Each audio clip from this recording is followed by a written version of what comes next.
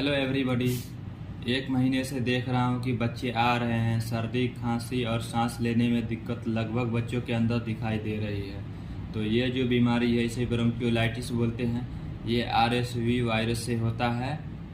ये 2 महीने से लेकर 2 या 2.5 साल तक के बीच के बच्चों में होती है। ये आरएसवी वायरस पहले सर्दी से शुरू होता है, फिर बुखार से शुरू होता है।